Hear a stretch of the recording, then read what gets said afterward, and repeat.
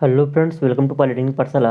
आज की इस वीडियो में जो पढ़ने जा रहे हैं एक नया चैप्टर। इस चैप्टर का नाम है स्लोप एंड डिफ्लेक्शन। ये जो है मैकेनिकल और सिविल दोनों में कॉमन है, लेकिन इस चैप्टर के अंतर्गत कुछ कंटेंट जो है सिविल वाले ब्रांच में कम है थोड़े से, और मैकेनिकल वाले ब्रांच में ज़्यादा हैं। लेकिन हम लोग दोनों को मिला करके पढ़ेंगे कि मतलब होल सिलेबस में लोग पढ़ेंगे, जिससे मैकेनिकल और सिविल पूरा का पूरा कवर हो जाए। तो अगर हम लोग बात करें यहाँ पे दो पॉइंट इंपॉर्टेंट लिखे गए हैं। पहला पॉइंट है कि जब किसी बीम पर हम लोग ट्रांसवर्स शियर लोड लगाते हैं तो वह अपनी प्रारंभिक स्थिति से विक्षेपित हो जाता है।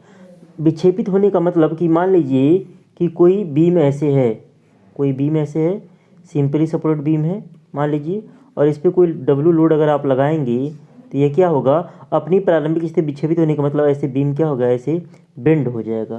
तो ये होगा प्रारंभिक स्थिति से विक्षेपित होने का मतलब। और जिस कर्व में बीम बेंड होता है उस कर्व को हम लोग डिफ्लेक्टेड कर्व या इलास्टिक कर्व कहते हैं। तो ये जो कर्व है, ये कर्व, इसको हम लोग बोलते हैं डिफ्लेक्टेड कर्व। क्या बोलते हैं? Deflected curve. डिफ्लेक्टेड कर्व को हिंदी में बोल सकते हैं विक्षेपित वक्र बोल सकते हैं, विक्षेपित वक्र बोल सकते हैं हिंदी में, या इसी को इलास्टिक कर्व के नाम से भी जानते हैं। क्या जानते हैं? इलास्टिक कर्व के नाम से भी जानते हैं। तो इसको हम लोग डिफ्लेक्टेड कर्व या इलास्टिक कर्व कहते हैं। हमारा डेफिनेशन क्या होता है? डिफ्लेक्शन ऑफ बीम का धरण का विक्षेप होता क्या है, इसको समझते हैं। विक्षेप और धरण का ढलान भी, और हम लोग स्लोप भी पढ़ेंगे बीम का क्या होगा, क्योंकि हमारे चैप्टर का नाम है ये है स्लोप एंड डिफ्लेक्शन। और जो स्लोप एंड डिफ्लेक्शन हम लोग पढ़ते हैं इस चैप्टर में, वो बीम का पढ़ते हैं। तो सपोज कीजिए यहाँ पे कोई बीम है, ये कोई बीम है, और बीम की यहाँ पे बीचों बीच एक एक्सिस दिखाई गई है। ये देखिए एक एक्सिस दिखाई गई, इस एक्सिस को हम लोग कहते हैं लॉन्गिट्यूडनल एक्सिस। पहले चैप्टर में पढ़ चुके हैं स्ट्रेस स्ट्रेन में। लॉन्गिट्यूडनल एक्सिस है, अनुदैर्ध्य अक्ष कहते हैं। अब मान लीजिए इसके लॉन्गिट्यूडनल एक्सिस पर हम कोई पॉइंट ले रहे हैं, पी ले रहे हैं, तो डिफ्लेक्टेड होने के बाद मान लीजिए इस पर हम अगर हम कोई डब्ल्यू लोड लगाएं, यहाँ पे डब्ल्यू लोड लगा के आप लोग दिखा भी सकते हैं फिगर में। डब्ल्यू लोड आपने लगाया, जब डब्ल्यू लगाने पे हुआ क्या, जो पी पॉइंट था, अब ये जो हमारा लॉन्गिट्यूडनल एक्सिस था, विक्षेपित होने के बाद ये नीचे आ गया, ऐसे ये क्या आ गया, नीचे आ गया। तो जो पी पॉइंट आपका पहले हॉरिजॉन्टल था, हॉरिजॉन्टल लाइन पे, वो यहाँ पे कर्व लाइन पे आ गया, पी डैश पॉइंट हुई, पी वाला पी डैश में कन्वर्ट हो गया। तो यहाँ पे पी और पी डैश के बीच की जो वर्टिकल दूरी है, जिसको हमने वाई से डिनोट किया है, वही वाई आपका क्या है, डिफ्लेक्शन है। अब ये जो आप पी और पी डैश के बीच की वाई दूरी लिए हैं, इसी को एक भाषा में लिख देना सिस्टमेटिक वे में, तो होगा क्या, धरण के लॉन्गिट्यूडनल एक्सिस की किसी बिंदु की, मतलब धरण के लॉन्गिट्यूडनल एक्सिस पे कोई भी पॉइंट हम लोग एज्यूम करें, जैसे यहाँ पे हमने एक पॉइंट एज्यूम किया पी, किसी बिंदु की भार लगने से पहले तथा भार लगने के बाद की स्थितियों के बीच की। तो पी जो है भार लगने के पहले की स्थिति है, और पी डैश जो भार लगने के बाद की स्थिति है, कि स्थितियों के बीच की जो वर्टिकल डिस्टेंस होती है, ऊर्ध्व दूरी होती है, उसे हम लोग कहते हैं कि धरण का उस बिंदु पर डिफ्लेक्शन कहते हैं। मतलब ये पी पॉइंट पर डिफ्लेक्शन यहाँ पे वाई है। मान लीजिए यहाँ पे अगर हम कोई पॉइंट लेते, ए पॉइंट लेते मान लीजिए, तो यहाँ पे हो जाता है ए डैश, तो यहाँ पे भी डिफ्लेक्शन जो होता, तो ये डिफ्लेक्शन जो होगा इस पॉइंट पे और जो पी पॉइंट पे हो रहा है, ये मतलब अलग अलग हो सकता है आपका। तो कहने का मतलब अलग अलग पॉइंट पे जो आपका डिफ्लेक्शन की वैल्यू भी होगी, वो भी क्या होगा, अलग अलग होगा। तो इसे जो हम लोग वाई या डेल्टा से दर्शाते हैं। तो आगे हम लोग डेरिवेशन भी अलग अलग टाइप के बीम पर अलग अलग टाइप की लोडिंग कंडीशन में करेंगे, तो जो हम लोग डिफ्लेक्शन को दर्शाएंगे उसको वाई से या डेल्टा से दर्शाते हैं। तो डिफिनीशन हो क्या गई कि धरण के लॉन्गिट्यूडनल एक्सिस के किसी भी बिंदु की भार लगने से पहले तथा भार लगने के पश्चात की स्थितियों के बीच की जो वर्टिकल दूरी होती है, को धरण का उस बिंदु पर हम लोग क्या कहते हैं, विक्षेप कहते हैं। इसे वाई या डेल्टा से दर्शाते हैं। अब अगला टॉपिक हमारा है कि स्लोप ऑफ बीम, बीम का ढलान क्या होता है, धरण का ढलान क्या होता है। तो यहाँ पे देखिए, यहाँ पे भी फिर नीचे बीम दिखाया गया है, ये लॉन्गिट्यूडनल एक्सिस हो गया, यहाँ पे मैंने पॉइंट पी एज्यूम किया, डिफ्लेक्ट होने के बाद पी डैश हो गया। तो मान लीजिए हमको पी पॉइंट पर डिफ्लेक्शन का मान निकालना है, स्लोप का मान निकालना है, तो डिफ्लेक्ट होने के बाद वो पी डैश पे आ गया। अब पी डैश पे अगर हम लोग स्पर्शी टेंजेंट ड्रा करें, एक टेंजेंट खींचें, तो ये जो हमारा लॉन्गिट्यूडनल एक्सिस के साथ ये टेंजेंट जो कोण बना रहा है, यहाँ पे देखिए कोण थीटा बना रहा है, इसी थीटा को हम लोग क्या कहते हैं, इसी थीटा को हम लोग कहते हैं स्लोप। इसी थीटा को क्या बोलेंगे, हम लोग स्लोप बोलेंगे। तो इसी को एक सिस्टमेटिक वे में लिख दीजिए। तो क्या हो जाएगा, धरण के किसी बिंदु पर ढलान, तो ये मान लीजिए पॉइंट पी है, किसी बिंदु पर ढलान उसके इलास्टिक कर्व के उसी बिंदु पर स्पर्शी का, उसके इलास्टिक कर्व के उसी पॉइंट पर स्पर्शी, मतलब पी पी डैश में कन्वर्ट हो गया, स्पर्शी का विक्षेप से पूर्व धारण की लॉन्गिट्यूडिनल एक्सिस के साथ बना कोण होता है। तो विक्षेप की पूर्व धारण का लॉन्गिट्यूडिनल एक्सिस ये है, इसके साथ जो ये कोण बनाएगा स्पर्शी, ये थीटा जो कोण बना रहा है, ये क्या हो जाएगा आपका स्लोप हो जाएगा। और इसे हम लोग जो है थीटा, इसे थीटा या D by by D x से दर्शा देते हैं, चाहे थीटा से दर्शाइए या D by by D x से आप लोग स्लोप को दर्शा सकते हैं। अब बाउंड्री कंडीशन से ये डेरिवेशन आगे करने में बहुत ज़्यादा काम आएगा, तो बाउंड्री कंडीशन आपको याद होना चाहिए। कंपटीशन में भी अलजेब्रिक इक्वेशन में बाउंड्री कंडीशन इक्वेशंस आ जाते हैं। तो बाउंड्री कंडीशन है क्या, हम पहला ले रहे हैं सिंपली सपोर्टेड बीम के लिए, क्योंकि आपको सिंपली सपोर्टेड बीम आपके सिलेबस में है और कैंटिलीवर बीम है। तो यहाँ पे बात करें तो सपोर्ट पर डिफ्लेक्शन का मान हमेशा शून्य होता है। तो देखिए यहाँ पे जो हमने यहाँ पे लिया, दो टाइप की बीम लिया है, एक की बीच पे पॉइंट लोड डब्ल्यू लगा है, एक की पूरी लंबाई पे यूडीएल लगा हुआ है। तो यहाँ ए या बी पॉइंट की अगर हम लोग बात करें तो इस ए और बी पॉइंट पर, तो यहाँ पे जो डिफ्लेक्शन है विक्षेप का मान क्या है, शून्य है। दूसरा, सपोर्ट पर स्लोप का मान हमेशा मैक्सिमम होता है। तो ए पॉइंट पे और बी पॉइंट पे यानी थीटा ए है जो थीटा बी यहाँ पे बराबर है इस केस में, और ये क्या मैक्सिमम है, यहाँ पे भी थीटा ए थीटा बी बराबर है और मैक्सिमम है। बराबर किस केस में, थीटा और थीटा बी।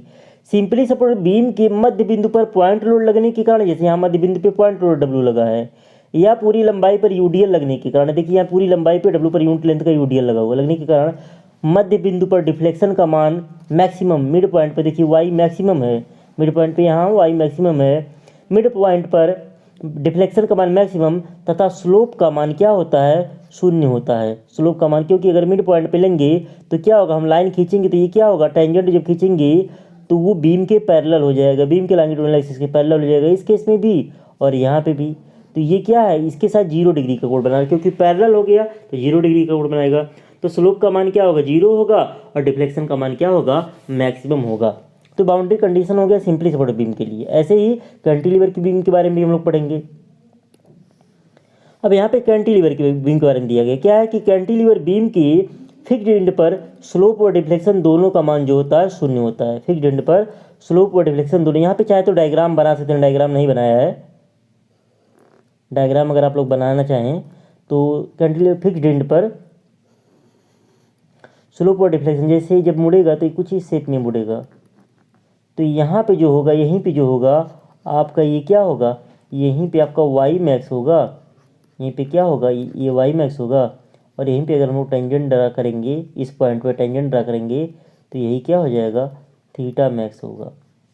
कैंटिलीवर बीम के फिक्स्ड एंड पर स्लोप और, यहाँ हमारे जो एक डब्ल्यू लोड लगा के दिखा सकते हैं, तो फिक्स्ड एंड पर स्लोप और डिफ्लेक्शन दोनों का मान, यहाँ पे अगर हम लोग बात करें, ये मान लीजिए ए पॉइंट फिक्स है और बी पॉइंट फ्री, तो बी पे मैक्सिमम होगा, और ए पे अगर हम लोग बात करें तो ए पे थीटा भी 0 होगा, क्योंकि हम स्लोप ऐसे इसी पे आ जाएगा, और वाई भी 0 होगा। तो कैंटिलीवर बीम के फ्री एंड पर स्लोप और डिफ्लेक्शन दोनों का मान क्या होता है, मैक्सिमम होगा। फ्री पे मैक्सिमम होगा और फिक्स्ड वाले पे क्या होगा, 0 होगा आपका। अब अगर हम लोग बात करें method for finding slope and deflection, slope and deflection मापने के क्या क्या तरीके हैं, तो यहाँ पे 4 तरीका दिखाया गया है, कुछ के बारे में हम लोग पढ़ेंगे आगे। तो यहाँ पहला आपका है डबल इंटीग्रेशन मेथड, जो कि सबसे इंपॉर्टेंट है डेरिवेशन के पॉइंट ऑफ व्यू से, जो आपके एग्जाम में डेरिवेशन कुछ रहता है जनरली लोग डबल इंटीग्रेशन मेथड से ही करते हैं।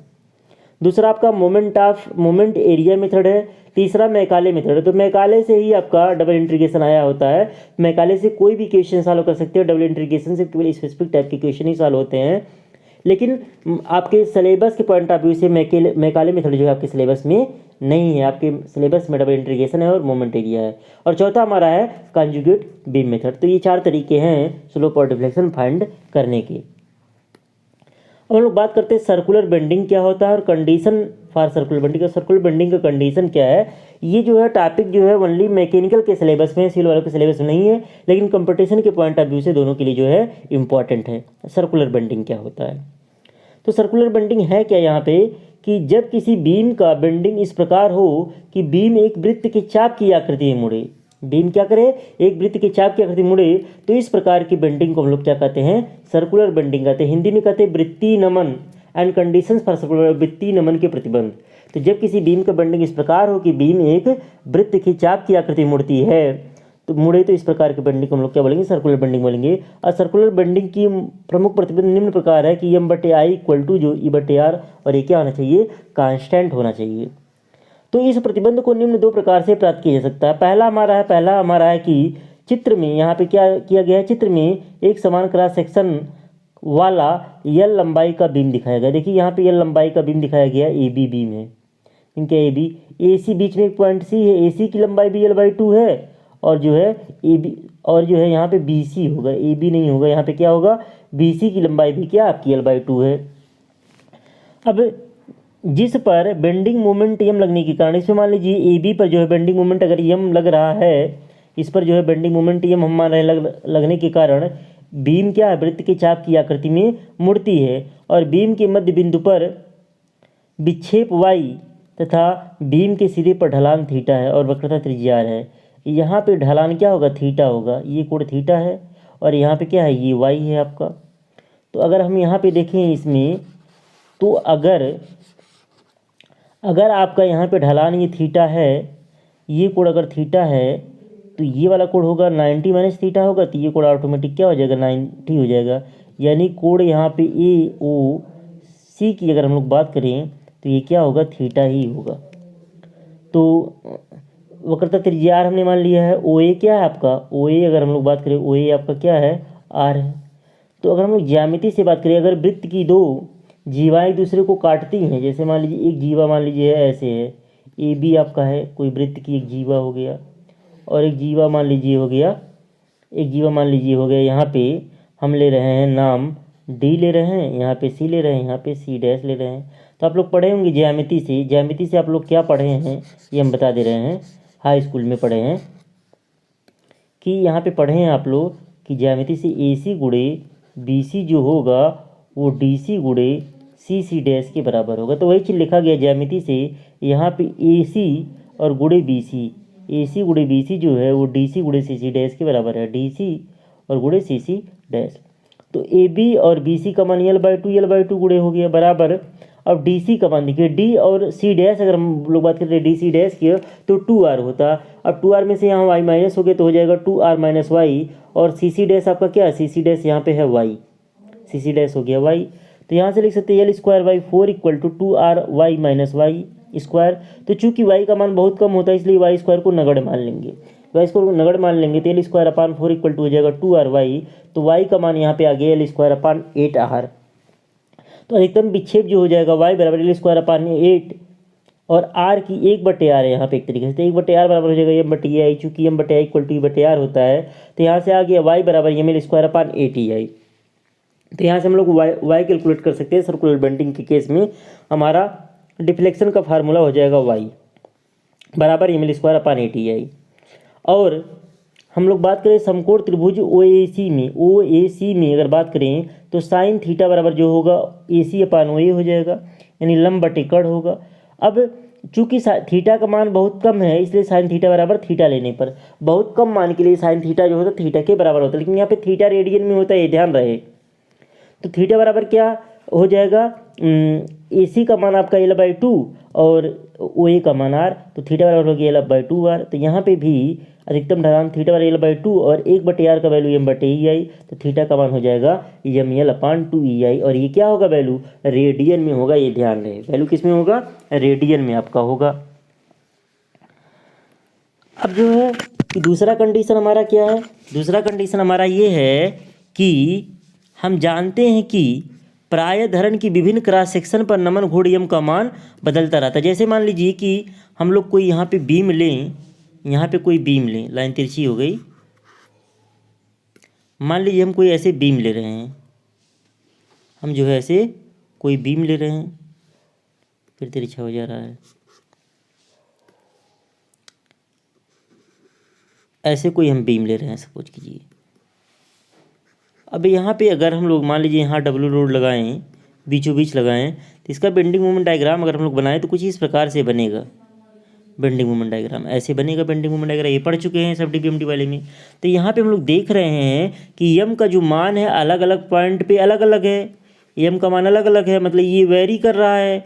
और आई तो आपका पूरी लंबाई में एक तरीके से कांस्टेंट है, तो m/i जो है कांस्टेंट नहीं है यहाँ पे, क्योंकि m चेंज हो रहा है, आई कांस्टेंट, तो m/i कांस्टेंट नहीं होगा। और जब m/i कांस्टेंट नहीं होगा तो प्योर बेंडिंग नहीं होगा या सर्कुलर बेंडिंग नहीं होगा। तो सर्कुलर बेंडिंग प्राप्त करने के लिए हम लोग करें क्या कि जैसे हमारा मान लीजिए कोई बीम है, ये मान लीजिए हमारा कोई बीम है, ऐसे, ये कोई बीम है। अब यहाँ पे क्या हो रहा है, अगर इस पे हम लोग बीच में अगर लोड लगेगा तो इस तरीके से बेंडिंग होगा। अब अगर यहाँ पे जैसे यम का मान बदल रहा, अगर यम के साथ आई हम बदल दें, आई बदलने का मतलब बीम जो है बीच में, हम यहाँ पे कलर चेंज कर रहे हैं, बीम जो है बीच में यहाँ पे अगर हम मोटाई ऐसे कर दें,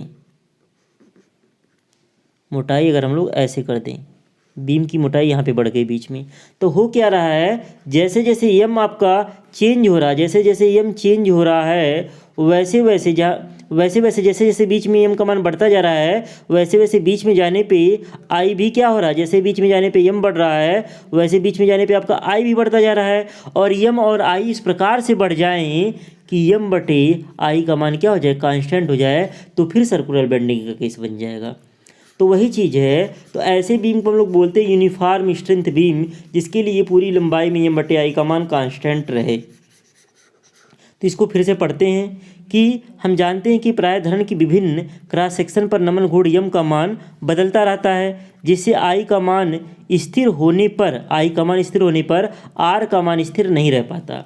मतलब आई के स्थिर रहने पर आर का मान स्थिर नहीं रह पाता। क्यों? क्योंकि आपका प्योर बेंडिंग होगा नहीं। यदि किसी प्रकार यह निश्चित कर लिया जाए कि धरण की लंबाई में यम के बदलने के साथ साथ आई भी इस प्रकार बदल दिया जाए कि धरण के प्रत्येक अनुप्रस्थ काट के लिए यम बटे आई कांस्टेंट बना रहे, या कैपिटल आर कह सकते हैं कांस्टेंट बना रहे, तब बीम का शुद्ध नमन होगा। इस दशा में यम बटे आई इक्वल टू जो ई बटे आर होगा और ये क्या होगा, कांस्टेंट होगा। अब इस प्रतिबंध को यूनिफॉर्म स्ट्रेंथ वाली बीम में प्राप्त किया जा सकता है, जिसकी लंबाई डी एक समान रहती है। हम एक यूनिफॉर्म स्ट्रेंथ बीम प्राप्त करने के कई तरीके होते हैं। एक हमारा बी कांस्टेंट रहे और डी जो है ये वेरी करे, एक हमारा बी जो है वेरी करे और हमारा क्या हो, डी कांस्टेंट हो, और एक है बी और डी दोनों को वेरी करा दें। 3 तरीके होते हैं यूनिफॉर्म स्ट्रेंथ बीम प्राप्त करने के। तो यहाँ पे कह रहा है इस प्रतिबंध को यूनिफॉर्म स्ट्रेंथ वाली बीम में प्राप्त किया जा सकता है, जिसकी गहराई डी का मान क्या रहता है, समान रहता है। डी का मान समान रहे, यानी बी को हम क्या कर देते, वेरी कर देते, जैसे हमने एक अभी डायग्राम बनाया था पीछे। तो इस दशा में यम बटे आई जो होगा एफ बटे वाई। अब वाई बराबर क्या होता है, गहराई का आधा डी बटे 2 हो जाएगा। तो यम बटे आई इक्वल टू एफ बटे डी बाई 2 इक्वल टू ई बटे आर कांस्टेंट होगा। और जहाँ एफ क्या है, बेंडिंग स्ट्रेस है, और आर क्या है, आर यहाँ से हो जाएगा, इससे अगर हम लोग आर लिखे तो आर हो जाएगा ई डी अपान 2 एफ, और ये भी कांस्टेंट होगा। तो अधिकतम विक्षेप क्या होगा, वाई बराबर एल स्क्वायर अपान 8 आर, तो वाई बराबर एल स्क्वायर अपान 8, और 1/r का वैल्यू यहाँ से अगर लिखे तो 2f अपान ई डी होगा। सॉल्व करने पे वाई बराबर हो जाएगा एफ एल स्क्वायर अपान 4 और इसी प्रकार से अधिकतम ढलान जो होगा थीटा बराबर एल अपान 2r, हम लोग पीछे पढ़ चुके हैं थीटा का फार्मूला। तो थीटा बराबर एल बाई 2 और 1/r का मान जो होगा 2f अपान ई डी हो जाएगा यहाँ पे। तो सॉल्व करने पे आ जाएगा थीटा बराबर एफ एल अपान ई डी। तो इस प्रकार से हम लोग जो है यूनिफॉर्म स्ट्रेंथ वाली बीम के लिए भी वाई और थीटा का वैल्यू हम लोग प्राप्त कर सकते हैं। तो हमारे सर्कुलर बेंडिंग के 2 कंडीशन थे, ये दोनों कंडीशन पे हमारा सर्कुलर बेंडिंग जो है फॉलो हो रहा है। इसके आगे हम लोग जो है नेक्स्ट वीडियो में पढ़ेंगे। मिलते हैं हम लोग नेक्स्ट वीडियो में, तब तक के लिए जय हिंद।